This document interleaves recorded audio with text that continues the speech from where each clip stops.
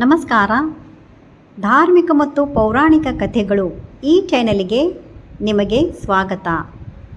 ಇಂದಿನ ಈ ವಿಡಿಯೋದಲ್ಲಿ ಹಿಂದೂ ಧರ್ಮದ ಅತ್ಯಂತ ಶ್ರೇಷ್ಠವಾದ ವ್ರತಗಳಲ್ಲಿ ಒಂದಾದ ಏಕಾದಶಿ, ನಿರ್ಜಲ ಏಕಾದಶಿ, ಇದರ ಮಹತ್ವ ಹಾಗೂ ಪೌರಾಣಿಕ ಕಥೆ ಮತ್ತು ಆಚರಣೆಯ ವಿಧಾನ ಹಾಗೂ ಈ ವ್ರತದಿಂದ ದೊರೆಯುವ ಪುಣ್ಯದ ಬಗ್ಗೆ ಸಂಪೂರ್ಣವಾಗಿ ತಿಳಿದುಕೊಳ್ಳೋಣ. ಏಕಾದಶಿ ಎಂದರೆ ಭಗವಂತನ ಆರಾಧನೆಗೆ ಅತ್ಯಂತ ಪವಿತ್ರವಾಗಿದ್ದ ದಿನ. ವರ್ಷದಲ್ಲಿ 24 ಏಕಾದಶಿಗಳು ಬರುತ್ತವೆ. ಅವುಗಳಲ್ಲಿ ನಿರ್ಜಲ ಏಕಾದಶಿಗೆ ವಿಶೇಷ ಸ್ಥಾನವಿದೆ. ಈ ಏಕಾದಶಿಯನ್ನು ಆಚರಿಸಿದರೆ ಎಲ್ಲ ಏಕಾದಶಿಗಳ ಫಲ ದೊರೆಯುತ್ತದೆ ಎಂದು ಪುರಾಣಗಳಲ್ಲಿ ಹೇಳಲಾಗಿದೆ. ನಿರ್ಜಲ ಏಕಾದಶಿ ಎಂದರೇನು? ಜ್ಯೇಷ್ಠ ಮಾಸದ ಶುಕ್ಲ ಪಕ್ಷದಲ್ಲಿ ಬರುವ ಏಕಾದಶಿಯೇ ನಿರ್ಜಲ ಏಕಾದಶಿ. ನಿರ್ಜಲ ಎಂದರೆ ನೀರಿಲ್ಲದ ಎಂಬ ಅರ್ಥ. ಈ ದಿನ ಭಕ್ತರು ಆಹಾರ ಮಾತ್ರವಲ್ಲದೆ ನೀರನ್ನು ಸೇವಿಸದೆ ಉಪವಾಸ ಆಚರಿಸುತ್ತಾರೆ. ಈ ಕಾರಣದಿಂದಲೇ ಇದನ್ನು ಅತ್ಯಂತ ಕಠಿಣವಾದ ಮತ್ತು ಅತ್ಯಂತ ಪುಣ್ಯದಾಯಕವಾದ ಏಕಾದಶಿ ಎಂದು ಕರೆಯಲಾಗುತ್ತದೆ. ನಿರ್ಜಲ ಏಕಾದಶಿಯ ಪೌರಾಣಿಕ ಕಥೆ. ಈ ಕಥೆ ಮಹಾಭಾರತದ ಕಾಲಕ್ಕೆ ಸಂಬಂಧಿಸಿದೆ.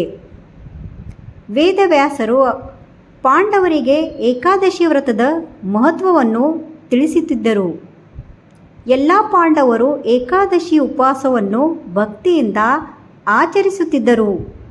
ಆದರೆ ಭೀಮನಿಗೆ ಮಾತ್ರ ಒಂದು ಸಮಸ್ಯೆಯನ್ನು ಎದುರಿಸುತ್ತಿತ್ತು. ಭೀಮನಿಗೆ ಅಪಾರವಾದ ಹಸಿವು. ಒಂದು ದಿನವೂ ಆಹಾರವಿಲ್ಲದೆ ಇರುವುದು ಅವನಿಗೆ ಬಹಳ ಕಷ್ಟವಾಗುತ್ತಿತ್ತು.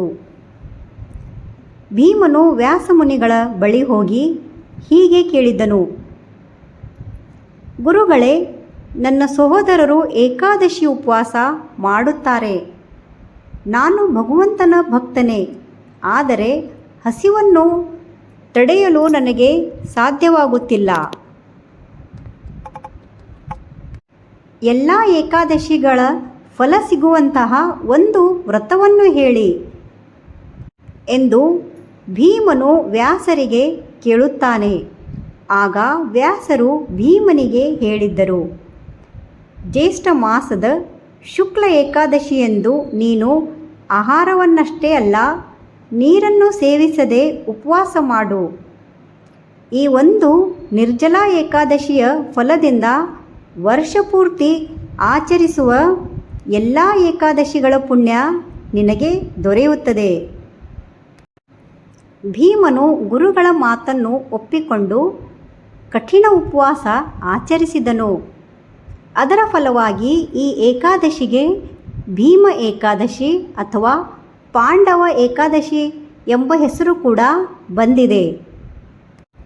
ಪುರಾಣಗಳ ಪ್ರಕಾರ ಈ ದಿನ ಭಕ್ತಿಯಿಂದ ಉಪವಾಸ ಮಾಡಿದವರಿಗೆ ಶ್ರೀಕೃಷ್ಣ ಹಾಗೂ ವಿಷ್ಣುವರ ವಿಶೇಷ ಕೃಪೆ ದೊರೆಯುತ್ತದೆ. ಭಗವಂತ ಹೇಳಿದ್ದಾನೆ ಎಂದು ಪುರಾಣಗಳಲ್ಲಿ ಉಲ್ಲೇಖವಿದೆ. ನಿರ್ಜಲ ಏಕಾದಶಿಯನ್ನು ಆಚರಿಸಿದ ಭಕ್ತರನ್ನು ಪಾಪಗಳು ಮತ್ತು ವೈಕುಂಠ ಪ್ರಾಪ್ತಿಯಾಗುತ್ತದೆ. ಅಂದರೆ ಪಾಪಗಳು ನಾಶವಾಗುತ್ತದೆ. ಈ ಒಂದು ಏಕಾದಶಿಯನ್ನು ಮಾಡಿದರೆ ಎಲ್ಲ ಏಕಾದಶಿಗಳ ಫಲ ದೊರೆಯುತ್ತದೆ. ವಿಷ್ಣುವಿನ ಅನುಗ್ರಹ ಲಭಿಸುತ್ತದೆ ಹಾಗೂ ಮರಣಾನಂತರ ಮೋಕ್ಷ ಪ್ರಾಪ್ತಿಯಾಗುತ್ತದೆ ಎಂದು ಹೇಳಲಾಗಿದೆ. ಏಕಾದಶಿಯನ್ನು ಆಚರಿಸುವುದು. ಏಕಾದಶಿಗೆ ಮುಂಚಿನ ದಿನವಾದ ದಶಮಿಯಲ್ಲಿ ಸಾತ್ವಿಕ ಆಹಾರ ಸೇವಿಸಬೇಕು. ಬೆಳಿಗ್ಗೆ ಬೇಗ ಎದ್ದು ಸ್ನಾನ ಮಾಡಿ ವಿಷ್ಣುವಿನ ಪೂಜೆ ಮಾಡಬೇಕು.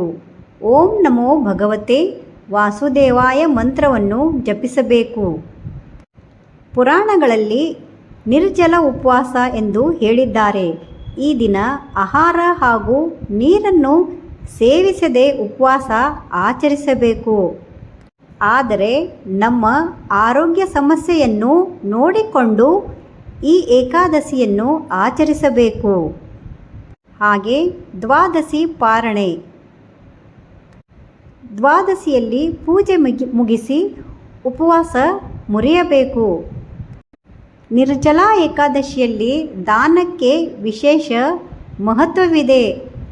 ಆ ದಿನ ನೀರಿನ ದಾನ ಮಾಡಬೇಕೆಂದು ಹೇಳಲಾಗಿದೆ.